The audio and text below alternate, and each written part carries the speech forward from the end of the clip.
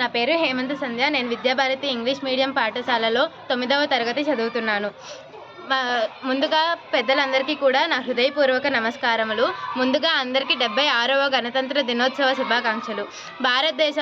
భారతదేశం సర్వసత్రాక గణతంత్ర రాజ్యముగా మారిన రోజును గణతంత్ర దినోత్సవంగా మన అందరం కూడా జరుపుకుంటున్నాము. స్వాతంత్ర దినోత్సవం వచ్చిన ఆగస్టు 15వ తేదీ ఎంత ముఖ్యమో రాజ్యాంగం అమలులోకి వచ్చిన జనవరి 26వ తేదీ కూడా అంతే ముఖ్యం. భారతీయులందరూ కూడా మిగతా పండుగలు జరుపుకోకపోయినా ఈ రెండు పండుగలని వారి ఇంటిలో పండుగలాగా జరుపుకోవాలనేది నా కోరిక. అలాంటి గొప్ప దినోత్సవమైన గణతంత్ర దినోత్సవం గురించి నాకు చెప్పే అవకాశం వచ్చినందుకు నేను ఎంతో గర్వపడుతున్నాను.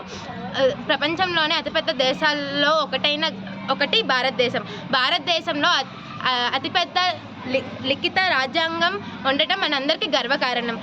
ఇంకా ప్రజాస్వామ్యం అనే మాట వస్తే ప్రతి ఒక్కరికి గుర్తొచ్చే దేశం మన భారతదేశం. భారతదేశంలో రాజ్యాంగం 1950వ సంవత్సరం జనవరి 26వ తేదీన అమలులోకి వచ్చింది. ఇది అమలులోకి రావడానికి ఎంతోమంది కష్టపడ్డారు. వారిలో డాక్టర్ బిఆర్ అంబేద్కర్ గారు మరియు బాపు రాజేంద్ర ప్రసాద్ గారు ఎంతగానో కృషి చేశారు. అందుకనే డాక్టర్ బిఆర్ అంబేద్కర్ గారిని భారత రాజ్యాంగ పితామహుడిగా కొనియాడతారు. ఒక దేశానికి రాజ్యాంగం అనేది చాలా అవసరం. ఒక ఇల్లు కానీ, మనం చదువుకునే పాఠశాల కానీ, మన దేశం కానీ ఏదైనా ఒక క్రమశిక్షణతో వెళ్ళాలి అంటే ఖచ్చితంగా అది నియమ నిబంధనలతోనే సాధ్యమవుతుంది. ఒకవేళ ఆ నియమ నిబంధనలతో అది కనుక సాగకపోతే అది నామకుడి లేని ఒక పడవలాగానే సాగుతుంది.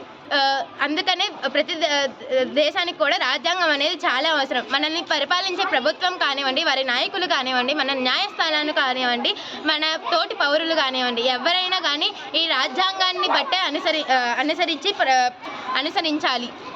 ఈ రాజ్యాంగం అనేది పవిత్రమైన గ్రంథంలాగా మనం భావించాలి. అలాంటి పవిత్రమైన గ్రంథాన్ని అందరూ కూడా శ్రద్ధతో చదివి తెలుసుకుని బాధ్యత గల పౌరులుగా మారుతారనేది నా కాంక్ష.